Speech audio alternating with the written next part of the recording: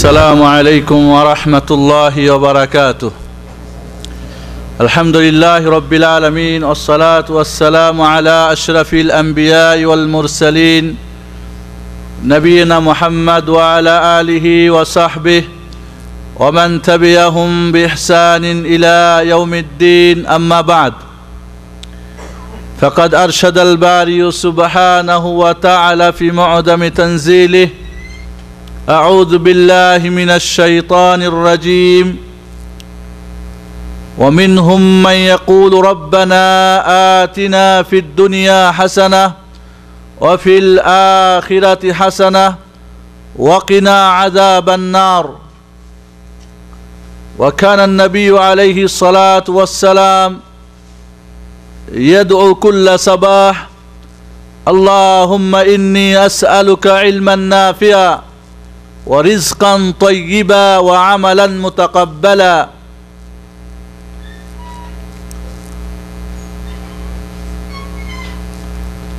ইসলামী অর্থনীতি বিষয়টি যেমন কঠিন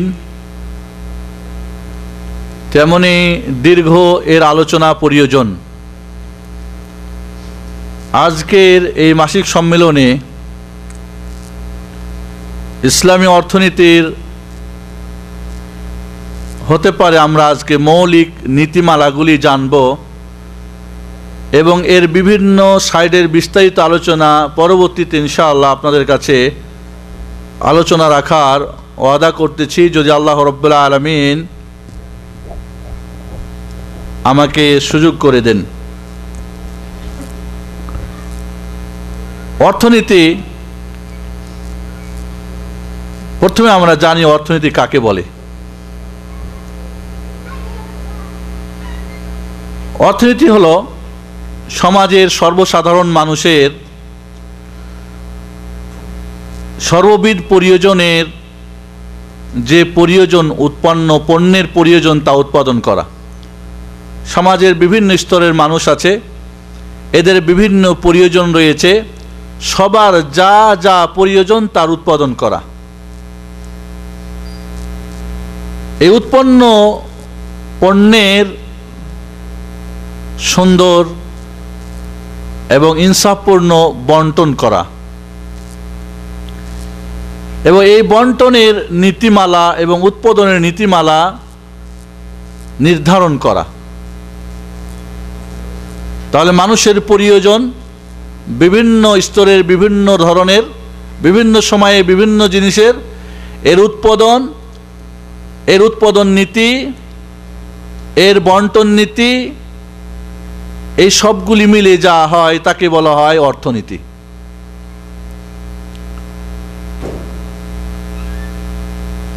কেন এই অর্থনীতির আলোচনা, পর্যালোচনা, শিক্ষা দীক্ষা প্রয়োজন? পৃথিবীতে আজ সবচাইতে গুরুত্বপূর্ণ বিষয় হচ্ছে অর্থনীতি। বেশ কিছুদিন আগে একজন ডাক্তার সাহেবের কথা শুনেছিলাম যে উনি ওনার ছেলেকে আমেরিকা থেকে অর্থনীতির উপরে পিএইচডি করার জন্যে প্রায় 1 কোটি টাকা খরচ করেছেন। তবে ওনার আশা যে এটা হয়তো 1 বছরের মধ্যেই ছেলে উপার্জন করে ফেলবে। তাহলে বিষয়টা আজ পৃথিবীতে অত্যন্ত গুরুত্বপূর্ণ। অর্থনীতি পলিসি বিক্রি করে বহু সম্পদ অর্থ উপার্জন করা যায়। অর্থনীতির মূল উদ্দেশ্য হচ্ছে একটা দেশের অধীনে যত মানুষ বসবাস করে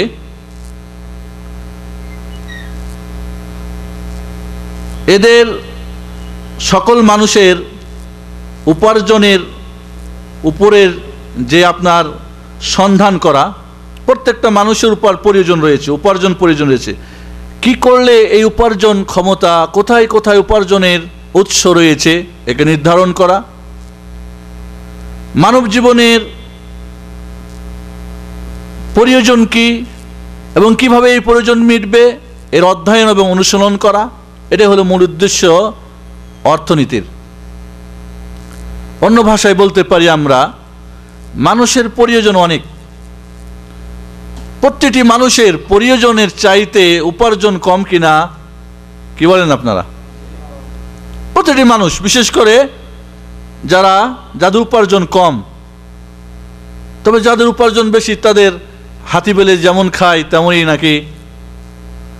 তো কথা হচ্ছে কি, মানুষের প্রয়োজন অধিক, বেশুমার। যখন বর্তমান মানুষ, অনেক মানুষের অবস্থা নুন আনতে পান্তা ফুরায় আর পান্তা আনতে নুন ফুরায়, তাহলে মানুষের প্রয়োজন অনেক বেশি, উপার্জন কম, আয় ইনকাম কম। কি করলে, কি এমন পন্থা অবলম্বন করলে, কি এমন শিক্ষা অর্জন করলে, কি এমন জ্ঞান আহরণ করলে অনেক প্রয়োজন মোকাবেলায় উপার্জন কম, কিভাবে এই অনেক প্রয়োজনগুলিকে মেটানো সম্ভব। একজন মানুষের ধরেন 5,000 টাকা ইনকাম, কিন্তু তার প্রয়োজন 10,000 টাকা। এই 5,000 টাকা দিয়েই, এক নম্বরে এই 5,000 টাকা দিয়েই তার সংসারের সমস্ত প্রয়োজনগুলি কিভাবে মেটাবে, এক। 2 নম্বরে কি করলে উপার্জন বাড়বে, এই নিয়ে যে আলোচনা করে, এটাই হলো মূল উদ্দেশ্য অর্থনীতির। অর্থনীতির আলোচনা আমাদের প্রয়োজন এই জন্যেই যে মানুষের জীবন অর্থনীতির সঙ্গে ওতপ্রোতভাবে জড়িত। একটা মানুষের জীবনে প্রয়োজন আছে, এই প্রয়োজনগুলিকে 3 ভাগে ভাগ করা হয়। একটা হলো জরুরিয়াত, যেটা ছাড়া বাঁচার উপায় নেই, খাদ্য পানীয় বস্তু, এটা ছাড়া মানুষের বাঁচার উপায় নেই।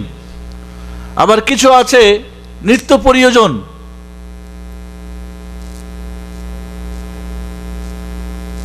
যেগুলির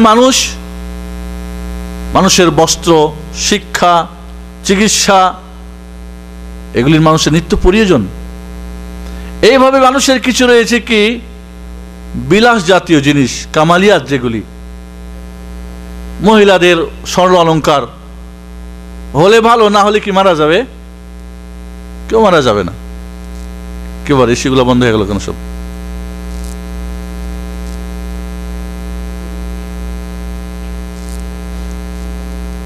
नाइम भाई, एसी सब बंद हो गया क्यों?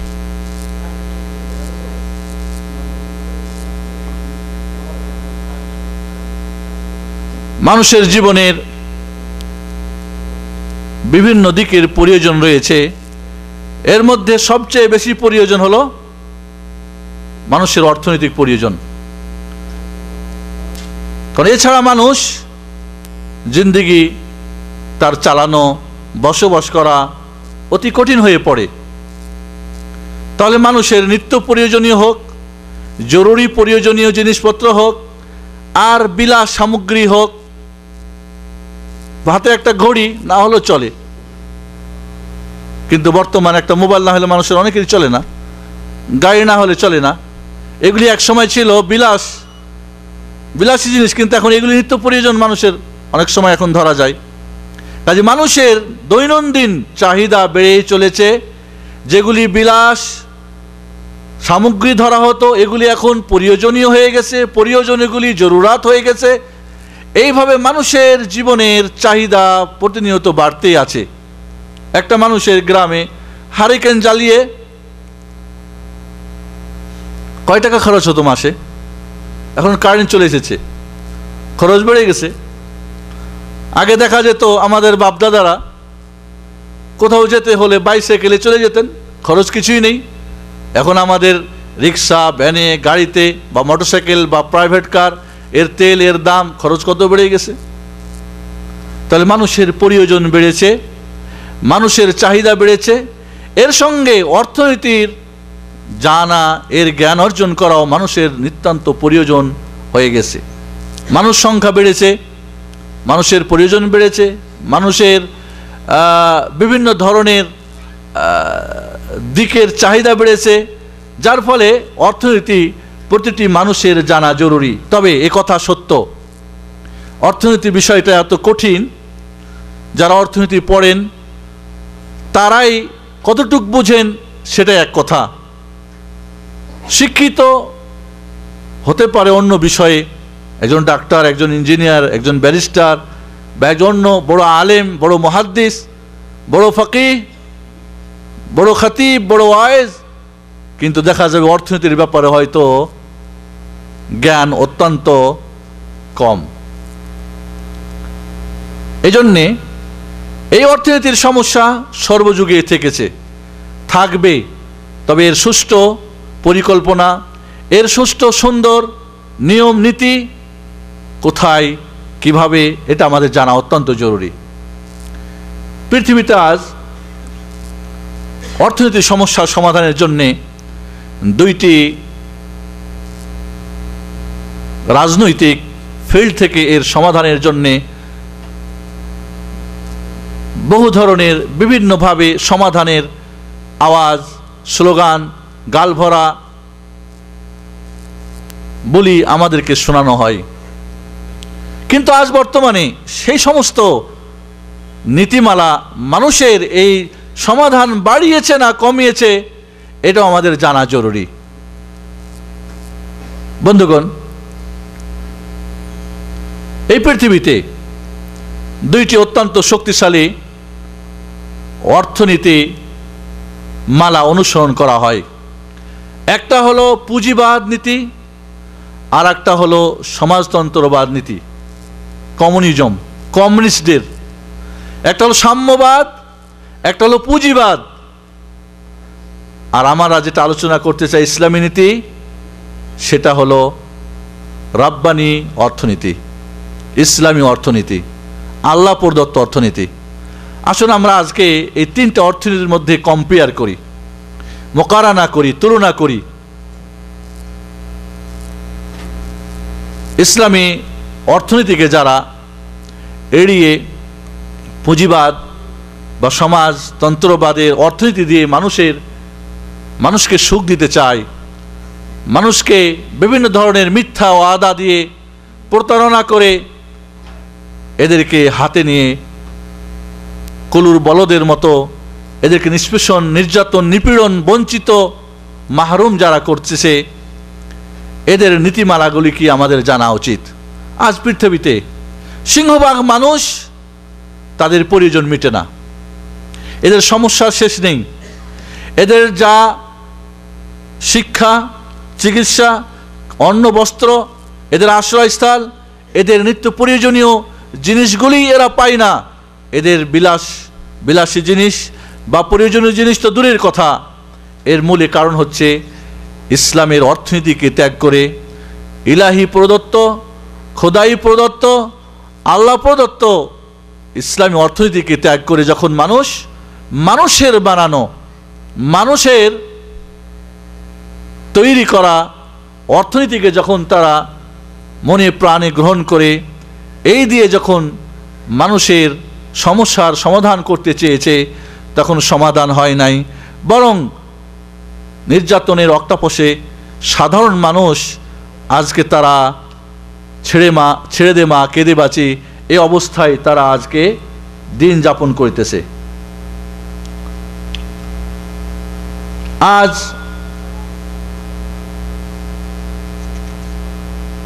যদি আমরা সত্যিকারে অর্থনীতির মৌলিক বৈশিষ্ট্যগুলি চিন্তা করি, সেটা হবে এই: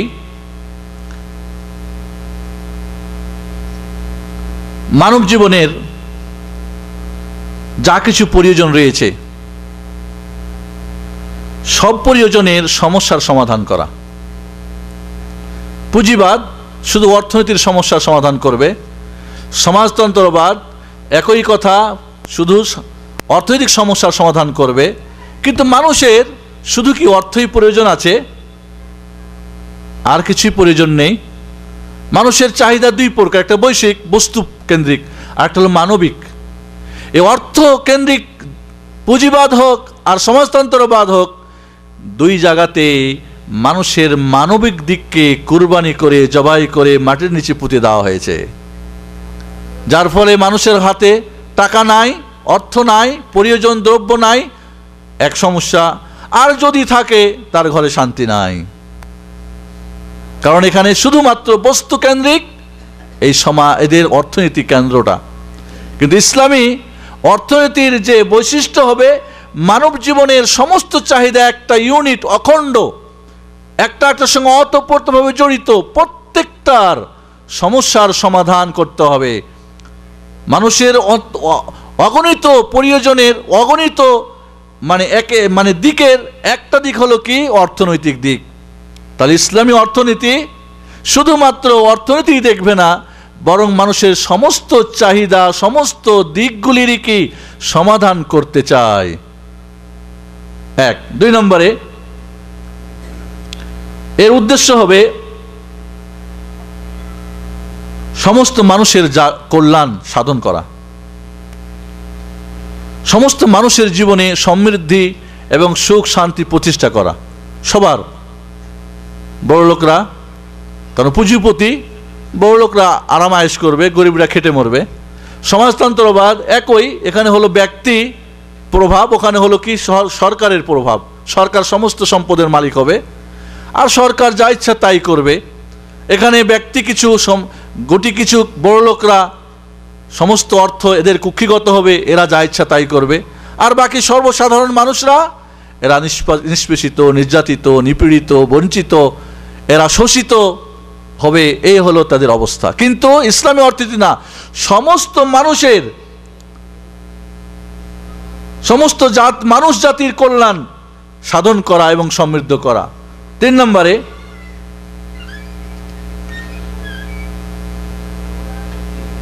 এই ইসলামী আর অর্থনীতি যেখানে বাস্তবায়িত হবে, সেখানে সমাজে সুবিচার প্রতিষ্ঠিত থাকবে। কারণ অর্থ যত থাক না কেন, যদি সুবিচার প্রতিষ্ঠিত না থাকে, তাহলে কেউ মাজলুম হবে আর কেউ জালেম হবে। কাজেই সুবিচার প্রতিষ্ঠিত থাকবে, এ হলো 3 নাম্বার। 4 নাম্বার হলো এই অর্থনীতি সমগ্র প্রাকৃতিক শক্তি এবং বস্তুকে সম্পূর্ণভাবে আয়ত্ত করে সকলের কল্যাণের জন্যে এর ব্যবহারের সুযোগ করে দেওয়া হবে। যত প্রাকৃতিক সম্পদ আছে, শিল্প সম্পদ আছে, যত কিছু আছে, এটা সব কিছুকে আয়ত্ত করে সমস্ত মানুষের কল্যাণের জন্য একে কি করা হবে? সুযোগ করে দেওয়া হবে। 5 নম্বরে এই অর্থনীতির মাধ্যমে মানুষের বৈষয়িক উন্নতির সঙ্গে সঙ্গে নৈতিক উন্নতিও ঘটাতে হবে। কারণ আল্লাহর নবী আলাইহিস সালাতু ওয়াস সালাম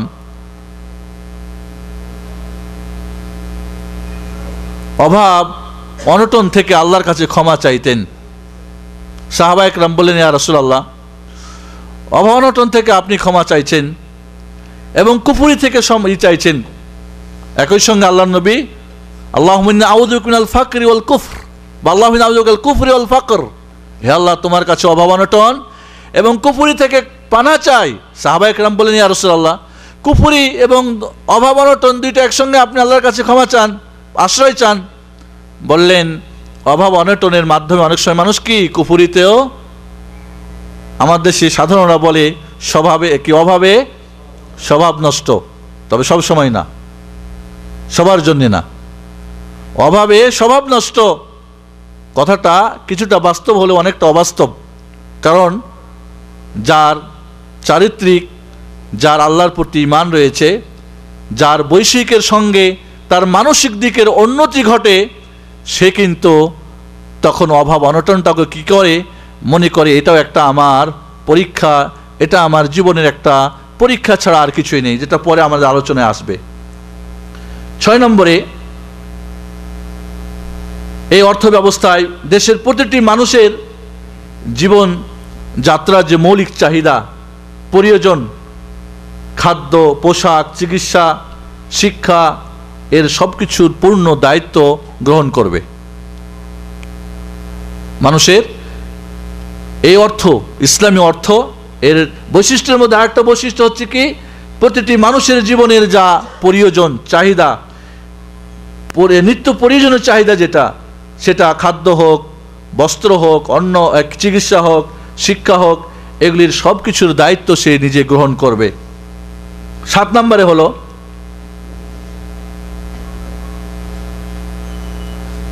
এই ধরনের অর্থ ব্যবস্থাকে সুন্দরভাবে চালু রাখার জন্যে, জিন্দা রাখার জন্যে চাই প্রাকৃতিক গণ অধিকার রাষ্ট্র ব্যবস্থা। অর্থাৎ এই যে অর্থ ব্যবস্থা, ইসলামী অর্থ ব্যবস্থা, একে বাস্তবায়ন করার জন্যে সমস্ত জনগণের পক্ষ থেকে একটা ইসলামী রাষ্ট্র চাই। কারণ এই অর্থনীতি যদি গণতন্ত্রের ছবলে পড়ে যায় বা সমাজতন্ত্রের অক্টোপাসে পড়ে যায়, তাহলে এর কিছুই আর থাকবে না। তাহলে এই যে বৈশিষ্ট্যগুলি আমরা এতক্ষণ আলোচনা করলাম, এগুলিকে সুচরিতভাবে, সুন্দরভাবে, পরিকল্পিতভাবে বাস্তবায়ন করার জন্যে একটা খেলাফত, ইসলামী খেলাফতের রাষ্ট্র চাই। যদি রাষ্ট্র পর্যায়ে এই অর্থনীতির বাস্তবায়নের ক্ষমতা না থাকে, তাহলে এর বাস্তবায়ন করা কোনোভাবেই সম্ভব হবে না।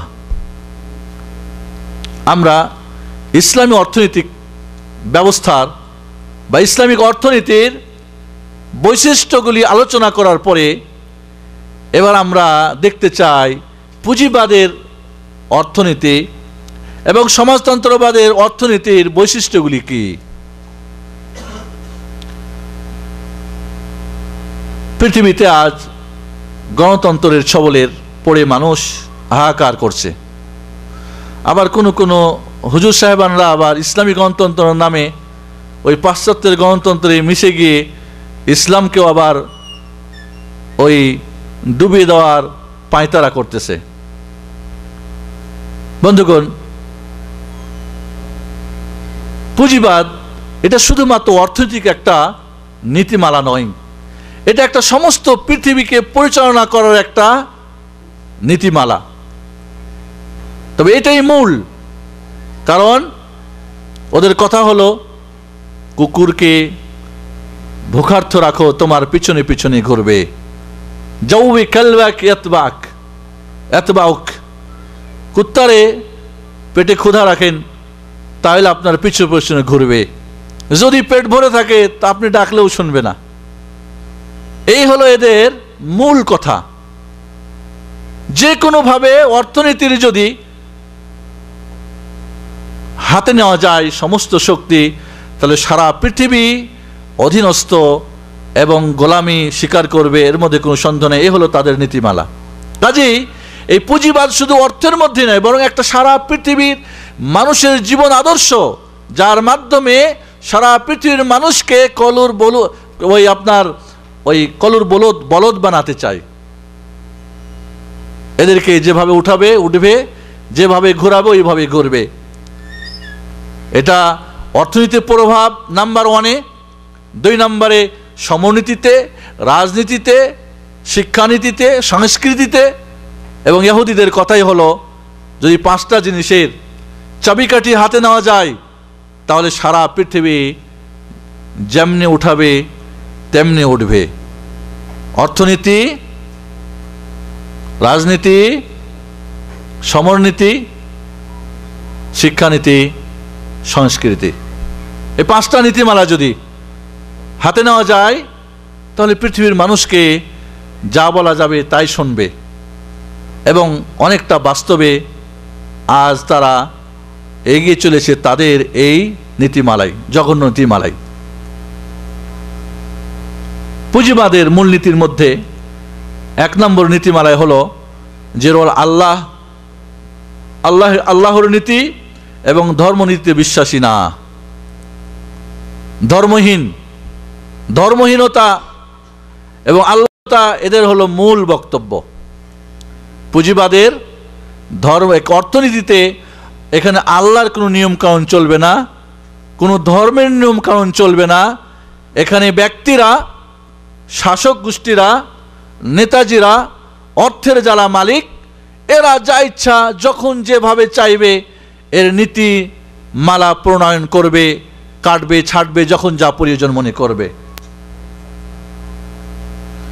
এদের 2 নম্বর বৈশিষ্ট্য হলো এই পুঁজিবাদের নীতিমালার ব্যক্তি মালিকানার সীমাহীন অধিকার। ব্যক্তি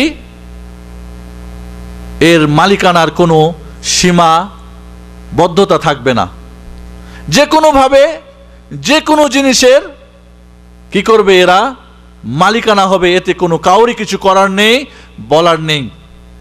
3 নম্বরে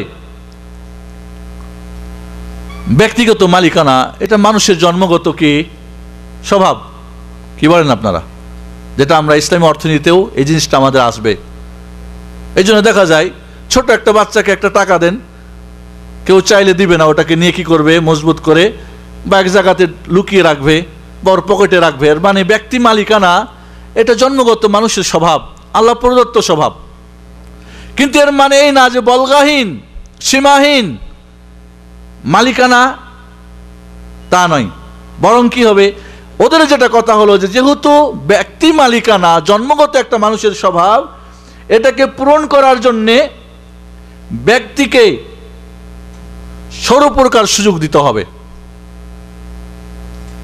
সর্বপ্রকার সুযোগের ব্যবস্থা করতে হবে। সে এই উপার্জন করে তার কবজার মধ্যে কুক্ষিগত করে রাখবে, এটাই হলো তাদের মূল কথা। 4 নম্বরে হলো অবাধ প্রতিযোগিতা এবং প্রতিদ্বন্দ্বিতা, মুনাফাসা মুজাহামা। যে কোনোভাবে কাউকে ডাউন করো, যে কোনোভাবে প্রতিদ্বন্দ্বিতা এবং প্রতিযোগিতা করো, এর কোনো সীমা, এর কোনো বাধা, এর কোনো প্রকার সরকারিভাবে হোক বা বেসরকারিভাবে হোক, এর কোনো বাধা নিষেধের কোনো গণ্ডি থাকবে না। প্রতিযোগিতায় যে ইচ্ছা যেভাবে ইচ্ছা সেভাবেই করে যাবে। 5 নম্বরে এদের হলো মূলনীতিমালার মধ্যে মালিক এবং শ্রমিকের মধ্যে মৌলিক পার্থক্য নির্ধারণকরণ।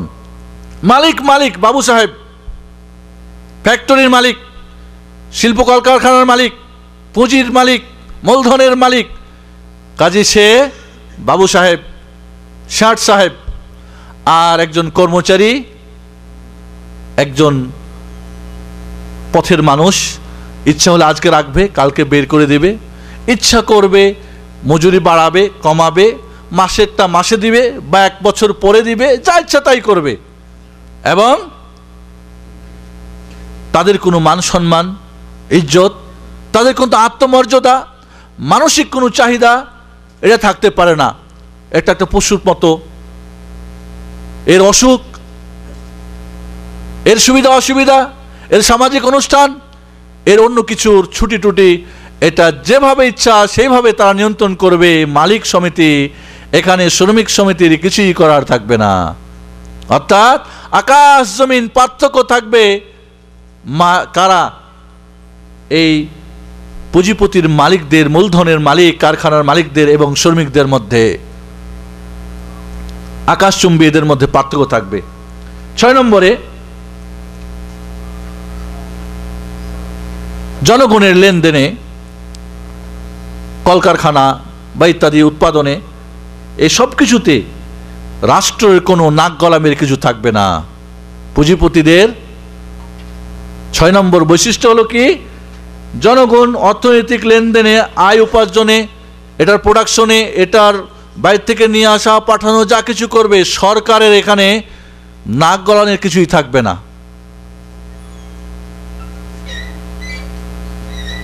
তার কোনো হস্তক্ষেপ করা থাকবে না। আর যদি কিছু করে কম বেশ, তাহলে হুমকি একটা দিয়েই দেবে। কারণ দেশ যারা চালায় তারা নোট যার ভোট তার, বুঝেন তো কথা, নোট যার ভোট তার। ভোট পেয়েছো কোত্থেকে তুমি? সরকার বাবু যে বসেছ, কার নোট দিয়ে? পুঁজিপতিদের নোট দিয়ে। কাজে ব্যবসায়ীরা টাকা দিয়েছে, চুপ থাকো।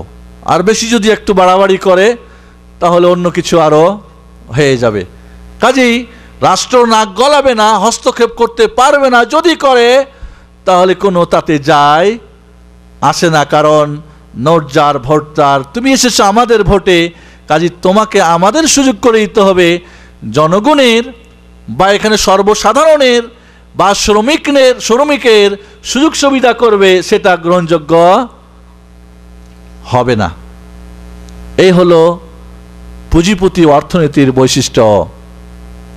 এর দ্বারা সমাজের ধনী গরিবের মাঝে আকাশ ছোঁয়া পার্থক্য সৃষ্টি হবে। এর মাধ্যমে সাধারণ এবং অসাধারণ সৃষ্টি হবে। মালিক সমিতি এবং শ্রমিকদের মধ্যে বিরাট এক দূরের সম্পর্ক হবে। এর মাধ্যমে বড় লোকরা গরিবদেরকে শোষণ করবে, নিষ্পেষিত করবে, বঞ্চিত করবে। এদের হাতে সব ক্ষমতা, যেমনি চাইবে তেমনি উঠাবে আর নামাবে। যার ফলে সাধারণ মানুষের ভাগ্যে দারিদ্রতা, ভিক্ষা, অসুস্থ, চিকিৎসা নাই, শিক্ষা নেই। এদের নিত্য প্রয়োজনীয় জিনিস থেকে এরা বঞ্চিত হবে। সাধারণ মানুষ একেবারে অভাব অনটনের গভীর পানিতে নিমজ্জিত হবে। এই হলো পুঁজিবাদী অর্থনীতির বৈশিষ্ট্য। এবার আমরা চলে যাই। তাহলে পুঁজিবাদী আমরা এর দ্বারা বুঝতে পারলাম যে এখানে দুইটা গ্রুপ হবে, একটা গ্রুপ উপরে, একটা নিচের। উপরের গ্রুপ কয়জন? শতকরা 10 জন, 5 জন, 20 জন, এক এক দেশে এক এক অবস্থা। আর সাধারণ জনগণ এদের ইচ্ছা মতো উঠবে এবং বসবে। এরা চাইলে দিবে, না চাইলে দিবে না। সৌদি আরবে আপনারা দেখতেই পাচ্ছেন, 1 বছরের বেতন নাই, অমুক নাই, তমুক নাই, 8 ঘন্টার জায়গায় 10 ঘন্টা, 15 ঘন্টা কাজ করো। 2 বছর পর দেশের যাওয়ার টিকিট নাই, 10 বছর পরে, 5 বছর পরে। এগুলি আপনারা দেখতেই পাচ্ছেন। এই যে পুঁজিপাতির দৌরাত্ম্য, পুঁজিপাতির যে অক্টাপসে মানুষ আজ নিমজ্জিত হয়ে, মানুষের যে কি কঠিন অবস্থা, এটা সাধারণ মানুষের সবার খুব সহজেই বোঝা সম্ভব। আমরা এবার চলে যাই সমাজতন্ত্র, সাম্যবাদ। সাম্যবাদ কার্ল মার্কস, জার্মানি ইহুদি, প্রথম এই স্লোগান উঠাই। পুঁজিপতি মুষ্টিমেয় কিছু মানুষ, কলকারখানার মানুষ, মালিক, এখানে সমস্ত মানুষ এখানে কলুর বলদের মতো খাটবে, এদের কোনো অধিকার নাই, কিছু নেই। এরা স্লোগান উঠালো, না, শ্রমিক সব এক হও, সাম্যবাদ, সবার সমান ভাগ বন্টন হবে। কাউরি 100 বিঘা জমি হবে আর কাউরি 1 বিঘা, তা হবে না, সবার সমান সমান ভাগ হবে। সবার কি হবে? সমান সমান ভাগ। তাই কার্ল মার্কস স্লোগান উঠালো গালভরা। সাধারণ মানুষ, শ্রমিকরা একেবারে তাকে মৌমাছির মতো তার কাছে ছুটে আসলো। ঠিকই তো, আরে কাউরি কেউ খাবে, কেউ খাবে না, তা হবে না, তা হবে না। কেউ মালিক, কেউ শ্রমিক, তা হবে না, তা হবে না। কেউ থাকবে আকাশচুম্বী বিল্ডিংয়ে, প্রাসাদে, আর কেউ ঘুমের জায়গা পাবে না, তা হবে না। সাম্যবাদের গান, স্লোগান শুরু করে দিল কার্ল মার্কস। এরপরে লেনিন, এরপরে মাও সেতুং, স্টালিন, এরা। যার ফলে এদের কি, এদের নীতিমালা কি, এদের অর্থনীতির বৈশিষ্ট্য কি? 1 নম্বরে ওই পুঁজিবাদীর সঙ্গে এদেরও মিল রয়েছে কি, কোনো প্রকার আল্লাহি এবং ধর্মীয় কোনো বালা মুসিবত থাকবে না। ধর্ম কোনো কথা এখানে চলবে না। ধর্মহীনতা, আল্লাহীনতা, খোদাদ্রোহিতা, বরং এর মাধ্যমে, এই অর্থনীতির মাধ্যমে কিভাবে আল্লাহ উলুহিয়াতকে, আল্লাহর উলুহিয়াতকে, রুবুবিয়তকে এবং ধর্মকে একেবারে কবর দাফন করা যায়, সেই হলো এই অর্থনীতির মূল কথা। কোনো ধর্ম মানা যাবে না, কোনো আল্লাহর বিধান মানা যাবে না। পুঁজিবাদীর সঙ্গে একমত। 2 নম্বর হলো এই ধর্মনীতি, এই বা ওই অর্থনীতি, খেয়াল করেন আমার সঙ্গে। তাই মানুষ ছোট বড়, প্রথম স্তরের, মধ্য স্তরের, সেকেন্ড স্তরের, সবাই সবার মালিকত্ব, মানুষের জন্মগতভাবে এটা চাহিদা যে সে নিজে মালিক, এটা কেউ ছিনিয়ে নেক, এই মালিকত্ব এটা কেউ বরদাস্ত করবে না। তাহলে কি করা দরকার? এদের সঙ্গে এক রক্তক্ষয়ী যুদ্ধে অবতরণ করা। তাহলে পুঁজিবাদীকে খতম করতে হলে সমস্ত সম্পদ মানুষের কাছ থেকে ছিনিয়ে সরকারি ফান্ডে নিয়ে আসতে হবে। তাহলে কি করতে হবে? যুদ্ধ হবে না? হবে না? রক্তক্ষয়ী হবে না? হবে না? এজন্যে লেনিন যখন রাশিয়া সোভিয়েত ইউনিয়নে 1917 সালে এই সমাজতন্ত্র অর্থনীতিকে বাস্তবায়ন করার জন্যে যখন মাঠে নামলো, তখন অল্প কিছুদিনের মধ্যে তাকে 19 লক্ষ মানুষকে নির্মমভাবে হত্যা করতে হয়েছিল, নাউজুবিল্লাহ। এবং 20 লক্ষ মানুষকে কঠিন শাস্তি দিয়ে কারারুদ্ধ করে, পঙ্গু করে, একেবারে জীবনকে শেষ করে দিতে হয়েছিল এই সমাজতন্ত্রবাদ প্রতিষ্ঠা করার জন্যে। কারণ সবার কাছ থেকে সব কিছু ছিনিয়ে নিতে হলে কেউ কি বসে থাকবে? যার যতটুক চেষ্টা করবে।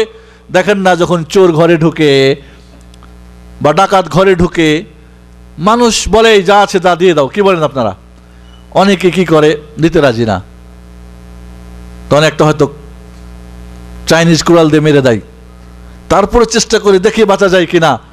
দেখা যায় মানুষের মালিকত্বকে ঠিক রাখার জন্যে অনেক সময় জীবন দিয়ে দেয়, অনেক সময় দিয়ে দিলে হয়তো ছেড়ে চলে যাবে, কিন্তু রাজি না। এটাই হলো মানুষের স্বভাবগত নীতি। কাজেই এই স্বভাবগত নীতিকে মূলোৎপাটন করতে হলে, সর্বতভাবে একে শেষ করতে হলে অবশ্যই রক্তক্ষয়ী যুদ্ধের প্রয়োজন। কাজেই রাশিয়া সোভিয়েত ইউনিয়নে এই 19 লক্ষ মানুষকে হত্যা, এমনকি কিছু কিছু জাতিকে একেবারেই নির্মূল করে দিতে হয়েছিল।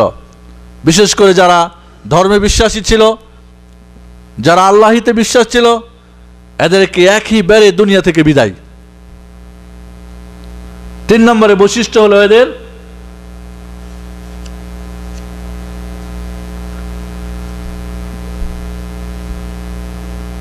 সর্বগ্রাসী ডিক্টেটরিয়া,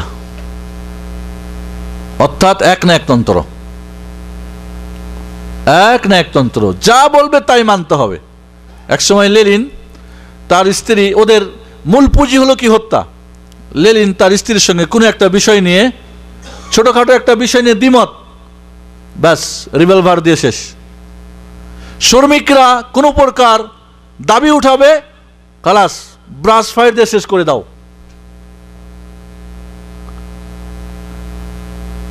এক না একতন্ত্র। তাহলে এর 3টা মূল বৈশিষ্ট্য। 1 নম্বরে হলো ধর্মনীতি, আল্লাহ নীতি চলবে না। 2 নম্বরে রক্তক্ষয়ী যুদ্ধ না করে এটা বাস্তবায়ন করা সম্ভব না।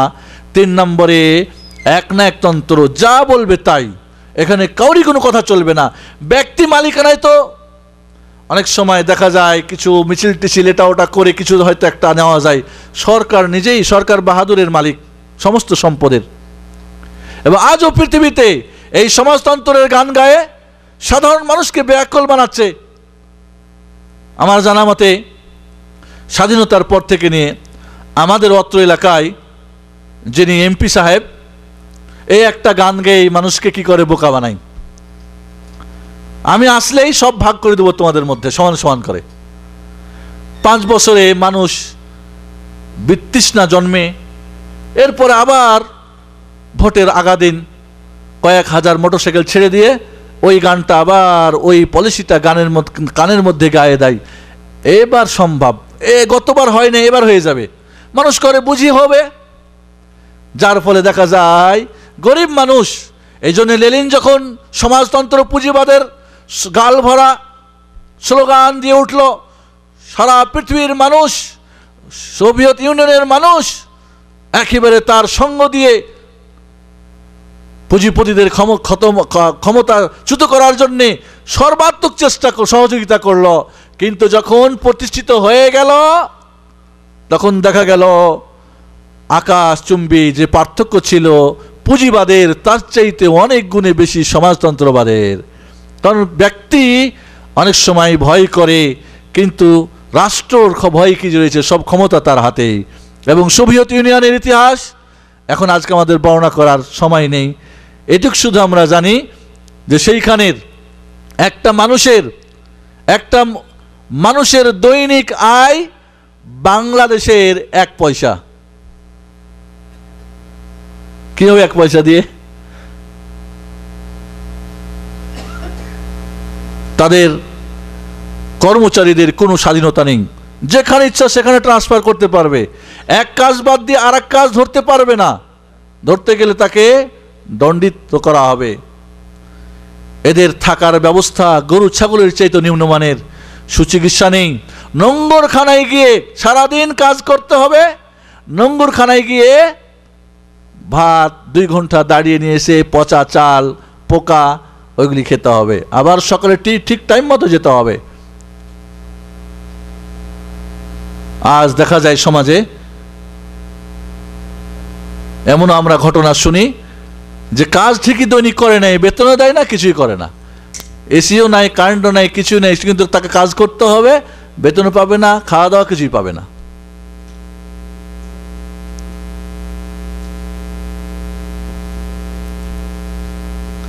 আজ তাহলে সমাজতন্ত্রবাদের যে সমস্যা সেটা হলো যে এক না এক তন্ত্র, যার পরে কিছু মানুষের হাতে এই ক্ষমতা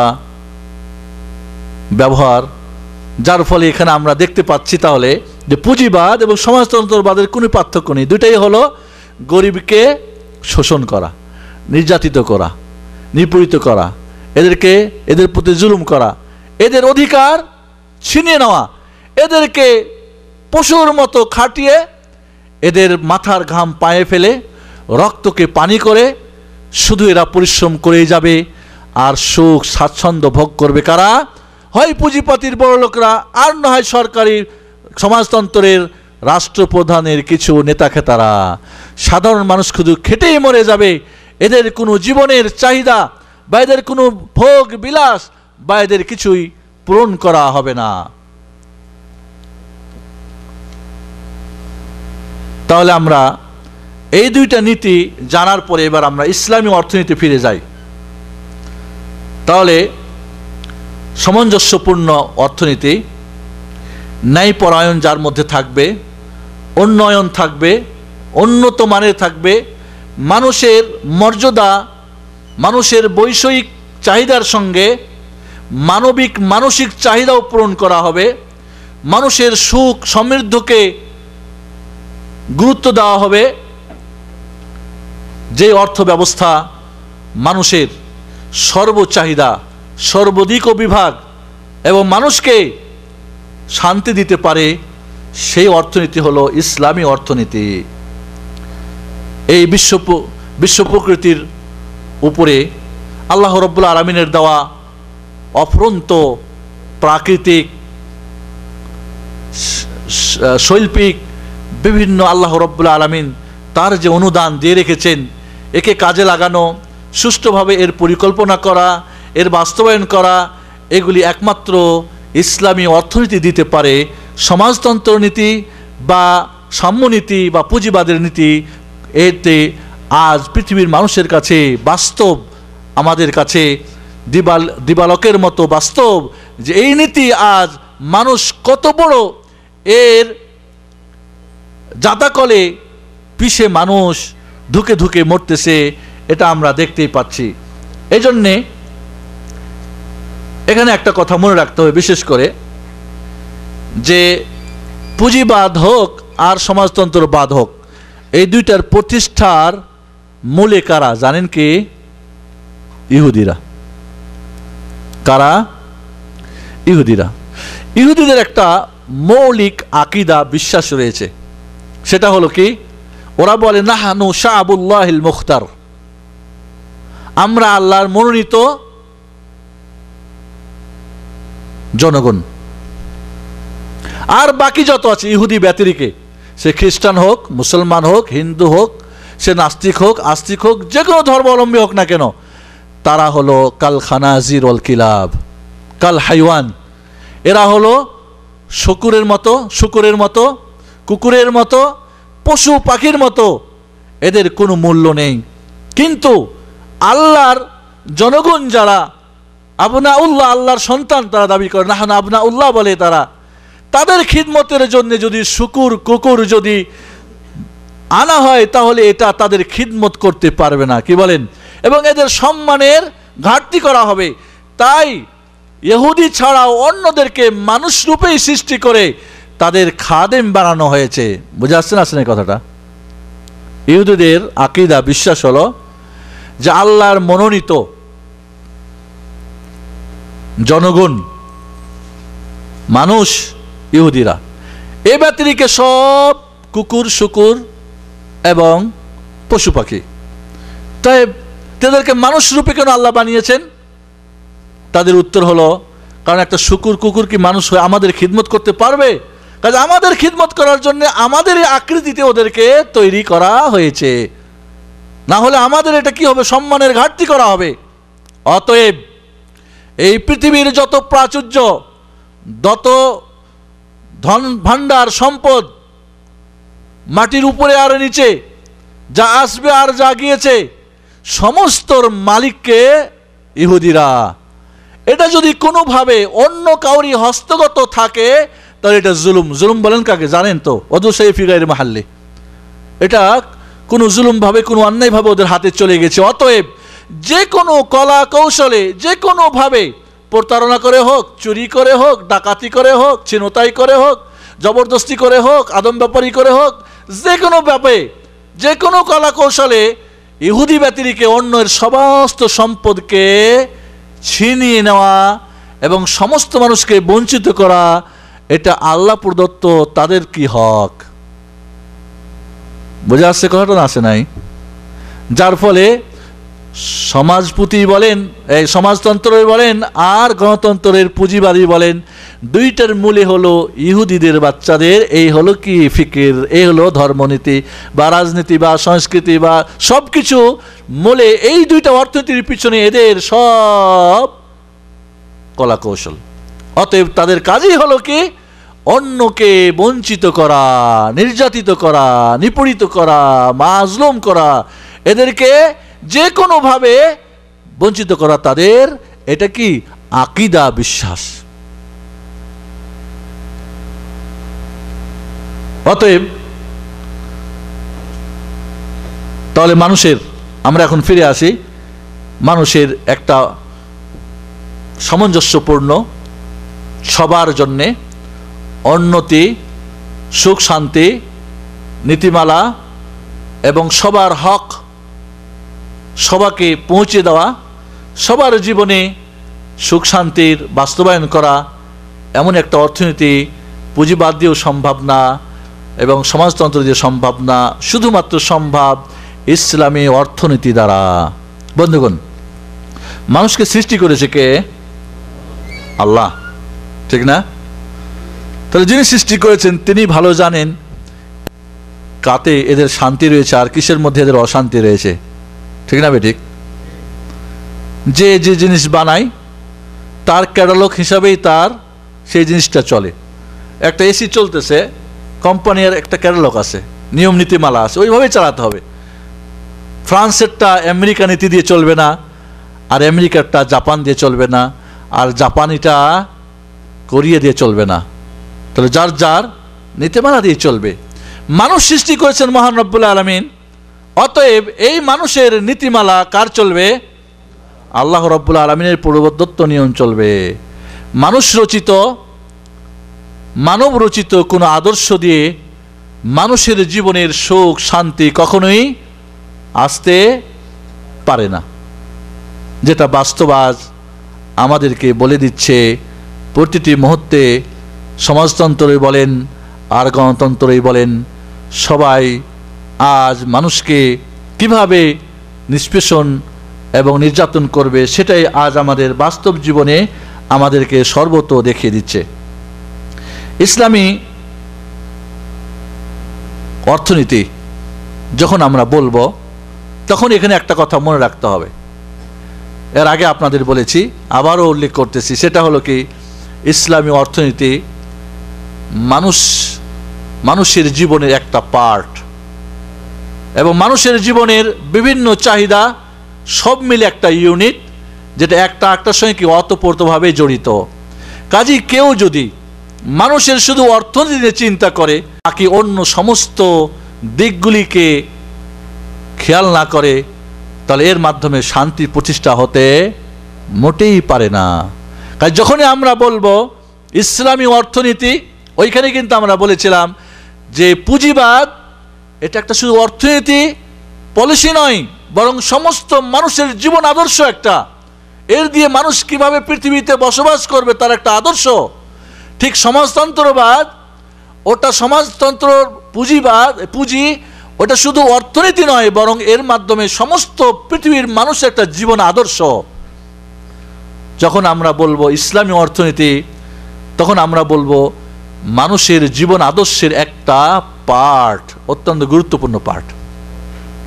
মানুষের জীবনের অর্থনীতি যেরকম একটা গুরুত্বপূর্ণ বিষয়, রাজনীতি একটা গুরুত্বপূর্ণ বিষয়, সমাজনীতি একটা গুরুত্বপূর্ণ বিষয়, ব্যক্তি একটা গুরুত্বপূর্ণ বিষয়, পরিবার একটা গুরুত্বপূর্ণ বিষয়, সমাজ একটা গুরুত্বপূর্ণ বিষয়। তাহলে একটা মানুষের বিভিন্ন দিক ও বিভাগ এবং প্রয়োজন রয়েছে, সমস্ত মানুষের একটা জীবন আদর্শ, যার মাধ্যমে মানুষ পরিচালিত হলে এবং নিজে চললে তার জীবনের সুখ আনতে পারে। কারণ একটা মানুষের যদি এই পৃথিবীতে একটা মানুষ বিভিন্ন ধরনের সুখ শান্তি ভোগ করে, ঠিক কিনা? আমরা একটা শরীরের সঙ্গে উদাহরণ দিই। একটা মানুষের চোখ দুটা যদি উঠিয়ে নেওয়া হয়, একটা শরীরটা, সমস্ত শরীরের সমস্ত অঙ্গ প্রত্যঙ্গ মিলে একটা মানুষের জীবন, এর মাধ্যমে মানুষটা সর্বাধিক সুখ শান্তি আরাম আয়েশ ভোগ করে। এখন যদি আমরা মনে করি চোখ দুটা উঠাই ফেলব, তাহলে ওই ব্যক্তির কি হবে? শান্তি কি থাকবে? কান একটাকে বন্ধ করে দিবেন, হাত একটা কেটে ফেলবেন, বা কোনো একটাকে বিকলাঙ্গ করে দিবেন, তাহলে মানুষের এই শরীরের সবগুলি যখন একসঙ্গে, তখন মানুষটা পরিপূর্ণ সে কি করতে পারে? আনন্দ আরাম আয়েশ কি করতে পারে? উপভোগ করতে পারে। তাহলে যখনই একটা কমে যাবে, তখনই কি হবে? কেউ যদি বলে মানুষ মানে কি? মানুষ মানে হলো শুধু মাথাটা, হাত দুইটা পা দুইটা কেটে দাও, তাহলে তো মানুষটার অবস্থা কি হবে? যদি কেউ মনে করে না মানুষ মানে চলাফেরা করা, হাত পা দুটা রাখো, বাকি হাত চোখ কান সব বন্ধ করে দাও, তাহলে যেই অবস্থা দাঁড়াবে, ঠিক যারা পুঁজিবাদের স্লোগান দিয়ে অর্থনীতির নাম দিয়ে বাকি সবগুলিকে মানুষের জীবনের প্রয়োজনের সঙ্গে সম্পর্ক না, সমাজতন্ত্রদের একই কথা, ঠিক একটা মানুষের পা দুইটা রেখে সব কিছুকে নষ্ট করে দিলে যা হবে, চলে ফিরে খেতে বেড়াতে পারবে, বা অথবা শুধু পেটটা রেখে দেন, খাওয়া দাওয়ার নাম মানুষ, বাস খাওয়ার সব কিছু প্রয়োজন, কিন্তু আর বাকি কিছুই করতে পারবে না, উপার্জনও করে দিতে পারবে, হাত দুটা কেটে দাও, পা দুটা আর যা কিছু, তাই অবস্থা হবে বিকলাঙ্গ। কাজেই ইসলামী অর্থনীতি যখন আমরা বলবো, তখনই মনে রাখতে হবে যেটা অবিচ্ছেদ্য একটা পার্ট মুসলিম বা মানুষের জীবন আদর্শের। কাজেই ইসলামী জীবন ব্যবস্থার ভিত্তির সঙ্গে এই অর্থনীতির সম্পর্ক অত্যন্ত গভীর। কাজে ইসলামী জীবন আদর্শকে বাদ দিয়ে কেউ যদি অর্থনীতির চিন্তা ভাবনা করে, কোনোভাবেই তার জন্যে বোঝা সম্ভব নয়। আর বুঝলেও যেই সুখের কথা বলা হবে, সেই তার বৈশিষ্ট্য বা মৌলিক যে নীতিমালা, এগুলি কখনোই সম্ভব হবে না। প্রথমত, ইসলামী জীবন ব্যবস্থার প্রথম কথা হচ্ছে কি, এটা আন্তর্জাতিক মানের। অর্থাৎ আমেরিকায় চলবে পুঁজিবাদ, রাশিয়া এবং চীনে চলবে সমাজতন্ত্রবাদ, এক এক দেশে যে যেটা ভালো মনে করবে সেটাই চালাবে, তা নয়। বরং ইসলামের আদর্শ হলো এটা বিশ্বনীতি, এটা হলো কি এই বিশ্ব প্রকৃতির উপরে যারা আছেন সবার জন্য নীতিমালা প্রযোজ্য। কাজেই এর মান আন্তর্জাতিক, এটা কোনো ভৌগোলিক সীমা গণ্ডির মধ্যেই নয়, বরং সবার জন্য এটা কি প্রযোজ্য। 2 নম্বর, এই নীতিতে মানুষের শুধু বৈষয়িক জিনিসের চিন্তা ভাবনা করা হবে না, এই নীতির মধ্যে মানুষের সার্বিক কল্যাণ এবং চাহিদার কি এখানে কি করা হবে, গুরুত্ব দেওয়া হবে। 3 নম্বরে, মানুষের শুধু বাহ্যিক দিক নয়, বরং আত্মিক, রুহানি, চারিত্রিক দিকগুলিকে এখানে লক্ষ্য করা হবে। খাওয়া দাওয়া ফুর্তি করো, জীবনটা মস্ত বড়, এই স্লোগানে বিশ্বাসী নয় ইসলামী সমাজ ব্যবস্থা বা অর্থনীতি ব্যবস্থা বা এর নীতিমালা, বরং মানুষের বাহ্যিক যেমন পরিষ্কার পরিচ্ছন্ন, ভদ্র এবং পরিমিত, পরিমার্জিত, ঠিক মানুষটার ভিতরের দিক বৈশ্বিক চাহিদার যেমন পূরণের ব্যবস্থা করা হবে, তার আত্মিক মানবিক, কারণ প্রথমে আপনাদের বলেছি মানুষের মৌলিক চাহিদা 2টা, একটা বৈষয়িক বস্তু, কাপড় চোপড়, খাওয়া দাওয়া ইত্যাদি, আর একটা হলো কি মানবিক আরাম। একটা মানুষকে যদি পোলাও কোরমা ঠিক আছে ভালো করে জামাই বাবু যদি শ্বশুর বাড়িতে জামাই রে খুব মজার খাওয়াই, যা খাওয়া পছন্দ করে সর্ব কিছু খাওয়াটার পরে যদি খাওয়া দাওয়া শেষ রাত্রিবেলা বলে এই বেটা তোমার এই বাড়িতে ঘুমার জায়গা নেই, যাও যেখানে ইচ্ছা সেখানে ঘুমাও, তাহলে এই যে সব তার খিদমত করা হলো, অনেক কিছু জামাই আদরের খাওয়া দাওয়া দেওয়া হলো, এই লোকটার বৈশ্বিক চাহিদা পূরণ করা হলো, কিন্তু মানবিক যে চাহিদা এটা থেকে তাকে মাহরুম করা হলো। এই জামাই বাবু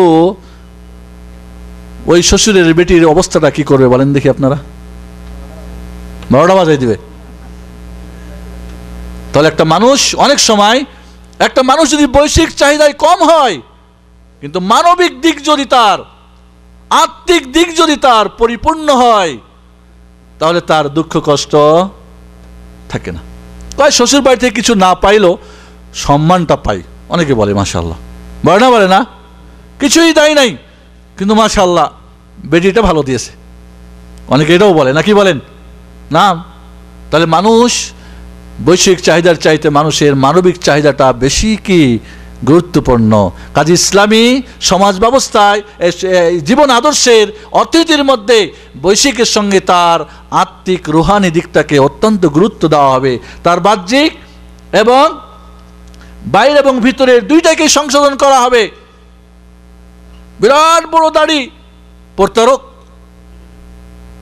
তসবিহ হাতে, বিরাট বড় পাগড়ি, কিন্তু দেখা যাচ্ছে কি হয় আদম ব্যাপারী। জঘন্য না? জঘন্য না? এর চেয়ে বড় জঘন্য কে? হ্যাঁ, আদম ব্যাপারীর চাইতে বড় জঘন্য কে? ইমান ব্যাপারী। ইমান দিয়ে যারা কি করে, ইমানের ব্যবসা করে যারা, কেউ তো বৈশ্বিক জিনিস নিয়ে ব্যবসা করে, আর কেউ আছে কি ধর্মের নামে ব্যবসা করে। আর এই ধর্মের নামের ব্যবসায়ীরা অর্থনীতির নামে ব্যবসায়ীদের চাইতে কি মারাত্মক। যে ব্যবসায়ী লাগে না পুঁজি, লাগে না ব্যাংক ব্যালেন্স, লাগে না লাইসেন্স, লাগে না ট্যাক্স, নাই কোনো ক্ষতি, একবার যদি ওরস মাহফিল করা যায় 2-10 বছর খাওয়ার ব্যবস্থা হয়ে যায়। একটা যদি তাবিজ বিক্রি করা যায়, বাংলাদেশের বড় বড় মার্কেট আছে না, কোন মার্কেট জ্বলে গেল কিছুদিন আগে, বসুন্ধরার মার্কেটের তাবিজের দাম অবশ্যই বেশি। আমার জানা মতে, আমি মানে যখন 88-তে ঢাকা ছাড়ছি আমি, তখনকার জানা মতে আমি জানি 20,000 টাকা পর্যন্ত মানে ওই দোকানের তাবিজের দাম আছে। এই সমস্ত ইমান ব্যাপারীরা আরো মারাত্মক। কাজে ইসলাম অর্থনৈতিক শুধু সমস্যা না, ইমানই সমস্যা ও সমাধানের দিকে এগিয়ে আসে। বাইরের পরিষ্কার পরিচ্ছন্নতার সঙ্গে ভিতরের তাজকিয়া করতে চায়। 4 নম্বরের বৈশিষ্ট্য হলো এই ইসলামী অর্থনীতির সবকিছু চিরন্তন এবং শাশ্বত, স্থায়ী, কিছুদিনের জন্য না এবং সবার জন্যে, ব্যাপক, সামগ্রিক এবং স্থায়ী এক সাজেশন, স্থায়ী এক সমস্যার সমাধান। আজ চলবে, কাল চলবে না, বাংলাদেশে চলবে, আমেরিকায় চলবে না, আমেরিকায় চলবে, ফ্রান্সে চলবে না, এটা তো আগেই বললাম। এটা কি শাশ্বত? শুরু হয়েছে মুহাম্মদুর রাসূলুল্লাহ সাল্লাল্লাহু আলাইহি ওয়াসাল্লামের যুগে, খোলাফায়ে রাশিদিনের যুগে।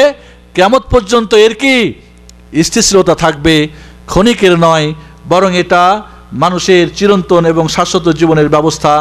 কাজেই আমরা যদি এখন এই অর্থনীতি, ইসলামী অর্থনীতির বৈশিষ্ট্যগুলি আমরা জানতে পারি, ইসলামী নীতিমালার যেটা আন্তর্জাতিক, 2 নম্বরে বৈশ্বিকের সঙ্গে মানুষের মানসিক, 3 নম্বরে বাহ্যিকের সঙ্গে আত্মিক বা ভিতরের সংশোধন, আর 4 নম্বরে চিরন্তন।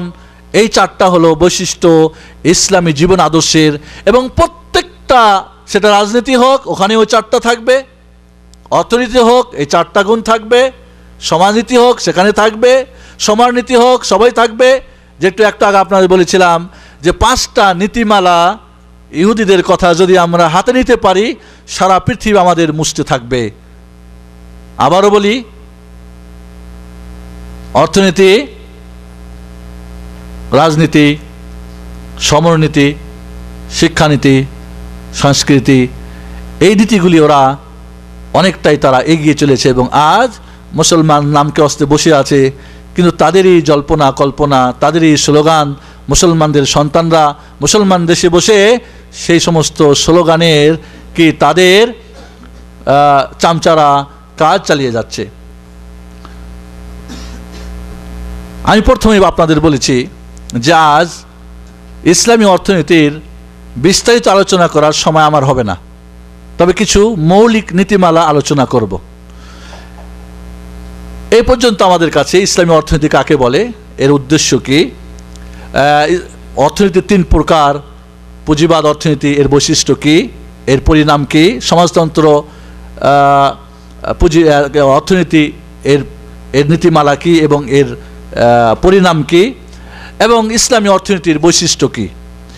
ইসলামী অর্থনীতির বিস্তারিত আলোচনা করার আগে কিছু মৌলিক নীতিমালা আমাদের জানা দরকার। নাম্বার 1, ভালো করে খেয়াল করেন আমার সঙ্গে। 1 নম্বরে হলো সমস্ত সম্পদের অরিজিনাল মালিককে আল্লাহ। সবকিছুর মালিককে আল্লাহ। এই জমিনের উপরে হোক আর নিচে হোক, যে কোনো সম্পদ হোক, বন সম্পদ হোক, শিল্প সম্পদ হোক, আর কৃষি সম্পদ হোক, পশু সম্পদ হোক, যা কিছু হোক না কেন, এই পৃথিবীতে যত কিছু আছে সব কিছুর মালিককে, অরিজিনাল মালিক আল্লাহ। মানুষ তার আমানতদার প্রতিনিধি, মানুষ তার আমানতদার প্রতিনিধি, খলিফা। সমস্ত পৃথিবীর সম্পদ যত কিছু আছে, যত ধরনের সম্পদ হতে পারে, সব কিছুর মালিককে মহান রব্বুল আলামিন মানুষকে কিছুদিনের জন্যে আমানত সহকারে ব্যবহারের প্রতিনিধি আল্লাহ করে দিয়েছেন। 1 নম্বরের প্রতি, তাহলে নিজে মালিক না, প্রতিনিধি যখন হবে, যিনি মালিক তিনি যেভাবে চান, তার নিয়ম কানুনে যেভাবে চাই, তার যে নীতিমালা, তার যে প্রণয়ন নীতি, তার যে উৎপাদন নীতি, তার যে ব্যয় নীতি, তার যে বন্টন নীতি, তাহলে মহান রব্বুল আলামিনের নীতিমালা এর উৎপাদন হবে, এর বন্টন হবে, এর ব্যবহার হবে, এর খরচ হবে, এর আমদানি রপ্তানি হবে, এর সব কিছুই নীতিমালা কার হবে?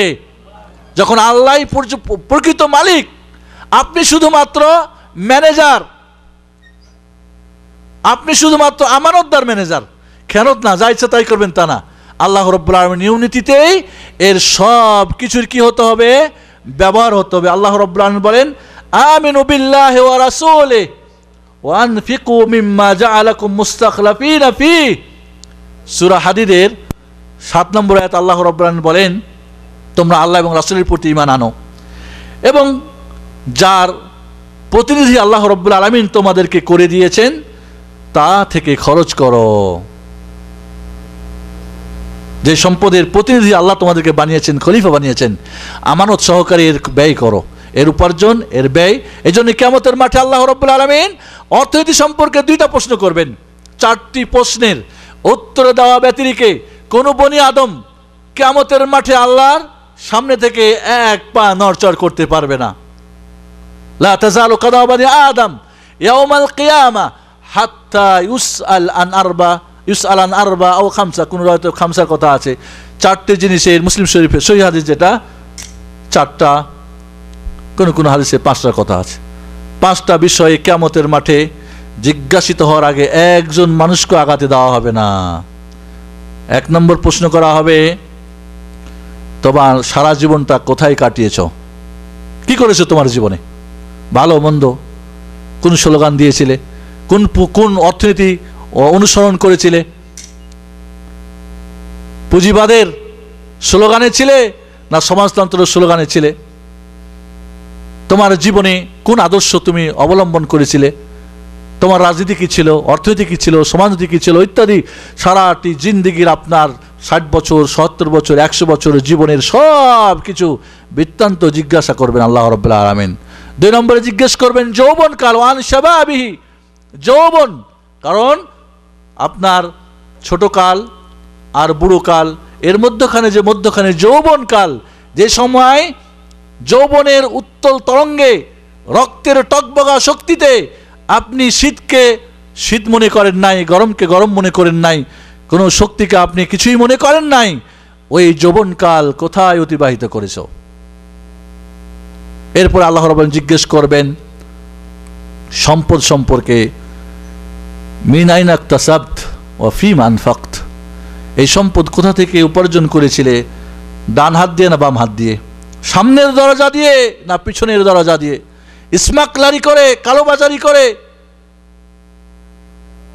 না জনগণের সম্পদ, না সরকারি সম্পদ চুরি করে, না ডাকাতি করে, না ছিনতাই করে, না সুদ কারবারি করে, না ঘুষ খেয়ে, কি করে তোমার এই সম্পদ উপার্জন করেছিলে। আর 4 নম্বরে জিজ্ঞেস করবেন ওয়া ফীমা আনফাকত, কোথায় খরচ করেছিল, সিনেমা হল প্রতিষ্ঠা করেছিল, সুদ কারবারের ব্যাংক, মানুষকে হত্যা করার জন্য এরশাদ সিকদারকে টাকা দিয়েছিল, জনসাধারণকে জুলুম করার জন্য, অশ্লীল বেহায়া নোংরাপনাকে সারা পৃথিবীতে প্রচার ও প্রসার করার জন্য স্যাটেলাইটের সুব্যবস্থা করেছিলে না কুব্যবস্থা করেছিলে, কোনটা করেছিলে তুমি? তোমার এই অর্থ কোথায় গিয়েছে? আত্মীয় স্বজনকে দান করেছিলে, গরিব মিসকিনকে দিয়েছিলে, যাকাত আদায় করেছিলে, অনাথ মিসকিনদেরকে দিয়েছিলে, কোনো মাদ্রাসা, স্কুল, মসজিদ প্রতিষ্ঠা করেছিলে, ভালো না মন্দ সব আল্লাহ রাব্বুল আলামিন জিজ্ঞেস করবেন। আর 5 নম্বরে জিজ্ঞেস করবেন মাযা আমিলতা ফীমা আলিমত, যা জেনেছিলে আমল কি করেছিলে, হক ও বাতিলের পার্থক্য জেনেছিলে, তারপরে বাতিলে ছিলে না হকে ছিলে, সহিহ এবং জয়ীফ জেনেছিলে, তারপরও দুর্বলের সঙ্গেই ছিলে, কোরআন হাদিস জেনেছিলে, তারপরেও বাপদাদার দোহাই দিয়ে মাযহাব, বিভিন্ন তরিকা, দল, খোরাফাতের পিছনে ছুটাছুটি করেছিলে, সুন্নাত জানার পরেও বেদাতের ব্যবসা করেছিলে, ধর্মের নামে ব্যবসা করে ব্যাংকে ব্যালেন্স বাড়িয়েছিলে, কি করেছো, কোন দিকে, কোথায়, কি সত্য মিথ্যা, হক বাতিল জানার পরে কি করেছিলে তুমি? কাজে 5টা প্রশ্নের 2টাই থাকবে অর্থ নিয়ে, কোথা থেকে এসেছিল আর কোথায় গিয়েছিল, ব্যয় হয়েছে কোথায়, আয় হয়েছে, আয় এবং ব্যয় 2টা খাত আল্লাহ রাব্বুল আলামিন জিজ্ঞেস করবেন। আল্লাহ রাব্বুল আলামিন অন্য জায়গায় বলেন খালাকাল্লাহু কুল্লা শাইইন লিল ইনসান ওয়া লা ইউরিদু মিনহু ইল্লা আল্লাহ রাব্বুল আলামিন 2 নম্বর মূলনীতিমালা হলো কি, যে আল্লাহ রাব্বুল আলামিন এই সব কিছুই সৃষ্টি করেছেন মানুষের জন্য। মানুষ থেকে আল্লাহ রাব্বুল আলামিন অর্থ চাই নাকি? চাই না। আপনার স্যালারির 5 টাকা আপনার বউ চাই, আপনার মা চায়, বাবা চায়, ভাই চায়, এই চাই, ও চাই, কিন্তু আল্লাহ কি চাই নাকি? বাধ্য দিতেই হবে। মা উরিদু মিনহুম মিন রিজকিন ওয়া মা উরিদু আই ইউতিমুন, আল্লাহ আমাকে চান না যে আমাকে বান্দা খাওয়াক এবং আমাকে রিজিক দেখ, বরং ইন্নাল্লাহু আর-রাজ্জাকু যুল কুওয়াতিল মাতিন, আল্লাহ রাব্বুল আলামিন তিনি রাজ্জাক, তিনি ওয়া মা মিন দাব্বাতিন ফিল আরদি ইল্লা আলাল্লাহি রিজকুহা, এই পৃথিবীর সবার রুজি রুটির দায়িত্ব কার হাতে? মহান রব্বুল আলামিনের হাতে। তিনি, তাই আল্লাহ বলেন খালাকা লাকুম মা ফিল আরদি জামিয়া, এই জমিনের বুকে যা কিছু সব তোমাদের জন্য আমি সৃষ্টি করেছি। সুবহানাল্লাহ। সবার জন্যে, নেতা খাতার জন্য না, বড়লোকের জন্য না, পুঁজিপতিদের জন্য না, সমাজপতির জন্য না, রাষ্ট্র ক্ষমতার অধিকারীদের জন্য না, সৈনিকদের জন্য না, শক্তিশালীদের জন্য না, সবার জন্য আল্লাহ সৃষ্টি করেছেন। আল্লাহ বলেন ওয়াসাখারা লাকুমুশ শামসা ওয়াল কামারা দাইবাইন, সূর্য চন্দ্রকে তোমাদের জন্য সুনির্দিষ্ট নিয়মে কি করা হয়েছে? তাকে নির্ধারণ করে দেওয়া হয়েছে। সূর্য চন্দ্রের যেমন সবাই সমাধিকার, সবাই এর আলো বাতাস পাওয়ার হকদার, এই পৃথিবীর সমস্ত সম্পদ থেকে উপকৃত হওয়ার সবাই হকদার। বোঝা যাচ্ছে না নাই? আল্লাহ রাব্বুল আলামিন তাহলে 2 নম্বর মূল, প্রথম নীতিমালা বলছিলাম আল্লাহ সবকিছুর মূল মালিক, আপনারা আল্লাহর আমানতদার প্রতিনিধি। 2 নম্বর হলো সবকিছু সৃষ্টি করেছেন আল্লাহ মানুষের জন্য। 3 নম্বর হলো আল্লাহ রাব্বুল আলামিনই সবার রাজ্জাক। রাজ্জাক কে? আল্লাহ। এই রুজি রুটির মালিক তিনি। এই রুজি রুটির জন্য কোনো খানকায়, কোনো রাজদরবারে, কোনো পুঁজিপতির কাছে, কোনো সমাজপতির কাছে ধর্ণা দেওয়া লাগবে না, চাইতে হবে কার কাছে? আল্লাহ রাব্বুল আলামিনের কাছে। আমা মিন দাব্বাতিন ফিল আরদি ইল্লা আলাল্লাহি রিজকুহা।